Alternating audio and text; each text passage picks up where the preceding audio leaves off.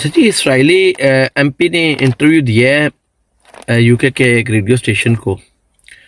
उससे कहा जी Trump Israeli current parliament में एमपी यानी कि उनका मेंबर ऑफ पार्लियामेंट है। उसने कहा जी ट्रम्प कोई सेवियर शेवियर नहीं है, ये गजा की जेनोसाइड के अंदर, गजा के अंदर जो क्राइम्स हुए हैं उसमें कंप्लिसिट है, उसमें शामिल है। ये उसने कहा है डंके की चोट पे। तो और उसने कहा जी सोल्यूशन यही है, टू स्टेट सोल्यूशन, ये कोई पायदार अमन नहीं है। ये सब जो है ना बेंजामिन नेतन्याहू या गवर्नमेंट हमारी जो है ना उनके साथ उससे जेनोसाइड का वर्ड यूज़ किया है। तो मैं सोचा था अमीन कल हमारे प्राइम मिनिस्टर शहबाज शरीफ साहब ने बड़ी अच्छी माशाल्लाह इंग्लिश बोल के सदर ट्रम्प की तारीफ़ की है शर्मुल शेख में, जो इसराइली पार्लियामेंट के अंदर जाके तारीफ़ें करता है रहा है बेंजामिन नेतन्याहू की, और कहता रहा है ये मुझसे असलहा मांगता है।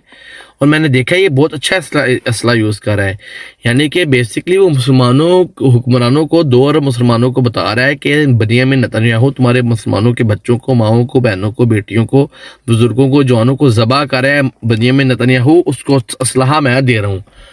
और हमारे प्राइम मिनिस्टर को इतनी शर्म नहीं आई कि उस बंदे को, उस कातल को, उस गुंडे को, उस दहशतगर्द को नोबल पीस अमन के लिए फिर उसने मुंतखब कर दिया है।